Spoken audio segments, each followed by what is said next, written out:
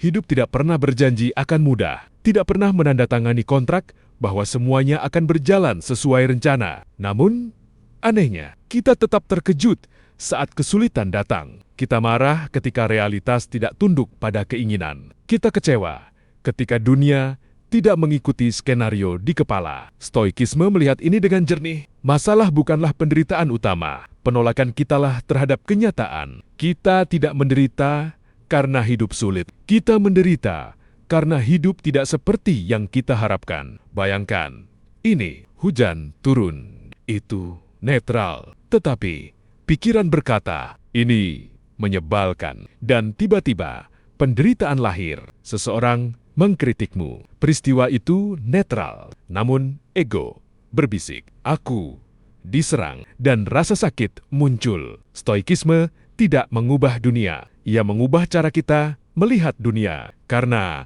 seringkali yang menghancurkan kita bukan kejadian, melainkan interpretasi. Kita tersiksa oleh cerita yang kita buat sendiri. Cerita bahwa kita harus selalu berhasil. Cerita bahwa kita harus selalu dipahami. Cerita bahwa hidup harus adil. Padahal kenyataannya, hidup tidak wajib adil. Orang lain tidak wajib mengerti. Semesta tidak wajib mempermudah jalanmu. Dan disitulah kebebasan dimulai. Saat kamu berhenti menuntut dunia, kamu mulai menguasai diri. Orang Stoik memahami batas yang tegas. Ada hal yang bisa dikendalikan. Ada hal yang tidak, yang bisa kamu kendalikan. Pilihanmu, sikapmu, responmu, disiplinmu, cara berpikirmu. Yang tidak bisa kamu kendalikan. Pendapat orang lain, cuaca, hidup, masa lalu, reaksi manusia, takdir. Namun kebanyakan manusia hidup terbalik, menghabiskan energi pada yang tak bisa diubah, dan lalai pada yang bisa diperbaiki. Mengeluh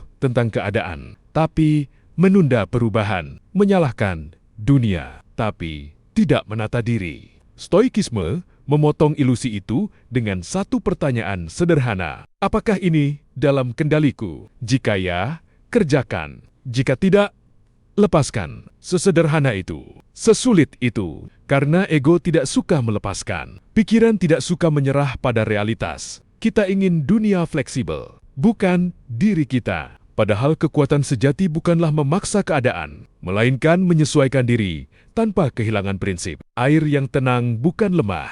Ia dalam. Gunung yang diam bukan rapuh. Ia kokoh.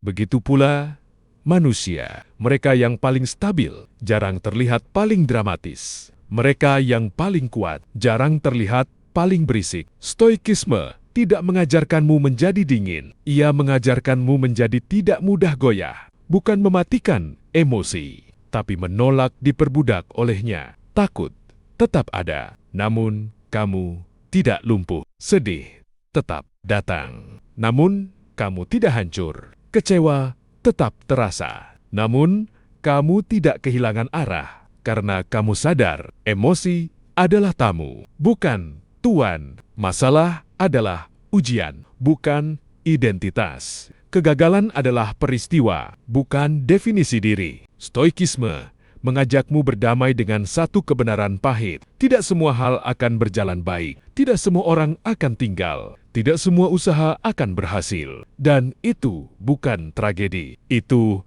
kehidupan. Ironisnya, justru penerimaan itulah yang melahirkan ketenangan. Karena kamu berhenti hidup dalam perlawanan konstan. Berhenti berkata, ini seharusnya tidak terjadi. Dan mulai berkata, ini terjadi. Sekarang apa? Itulah mentalitas Stoik. Tidak larut, tidak reaktif, tidak dramatis, tetapi sadar, stabil, terarah, tenang.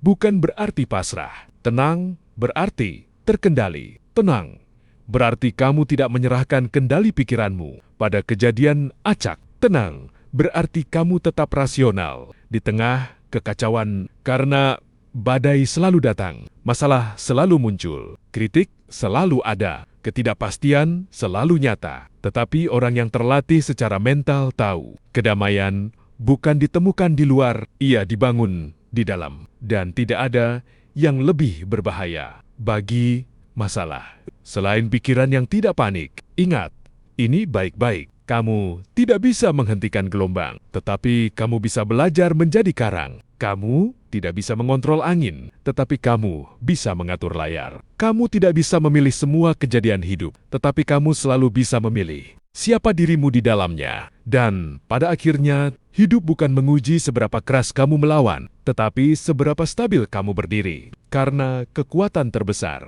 seringkali hadir dalam bentuk paling sunyi, ketenangan.